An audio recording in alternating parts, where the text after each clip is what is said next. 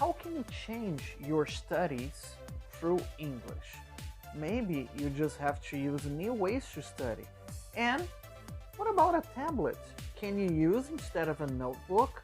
Can you write it? Can you use different apps to replace your basic paper and pencil? Let's find out in this next video. Hello everybody, welcome to Magical English Life. If you have no idea who I am, my name is Thiago, I'm an English teacher, and my mission here at Magical English Life is to make you feel comfortable enough to speak English at ease. Every week we have 2 videos, one in my native language, Portuguese, and my second video is going to be in English, full English. So if you are studying English in Brazil, United Kingdom, you name it, you can use Magical English Life videos to study and to learn more. How can you make your English studies more productive? So if you like the idea and if you like the idea of the channel, please subscribe to the channel so you don't miss it. Got it? What do you think about using a tablet to study English? I know you might think, okay Thiago, but I got all my apps in my cell phone. Okay, I use my cell phone every single day, and now we have foldable phones. Foldable phones are much way efficient than using a normal tablet. But what I'm about to tell you is going to change the way you look at tablets. Tablets are much easier, cheaper, easier for you to read full-length books.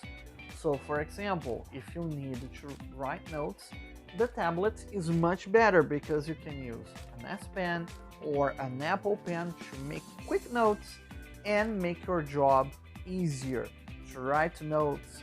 If you are studying, if your teacher said a new word, you can write it down directly in your book.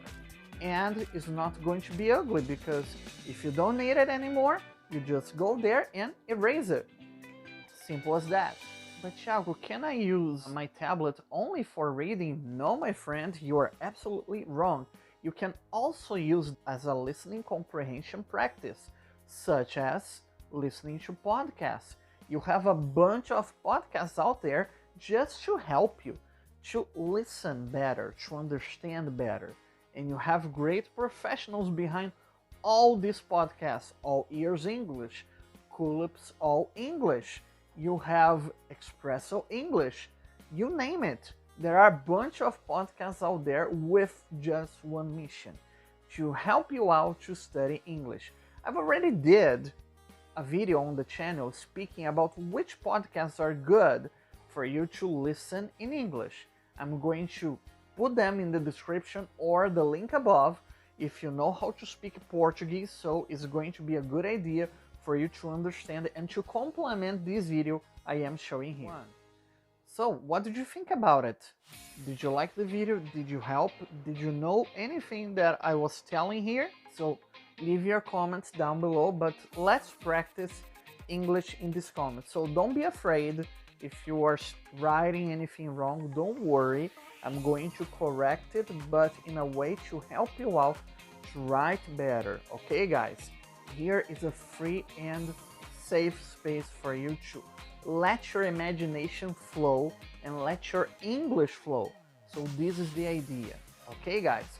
So let's try to write comments in English here in the comment section, and I'm going to answer all of them as soon as possible. And please share this video to your friends, the ones that really want to learn English. So guys, thank you so much, and we see you real soon. See ya, bye bye.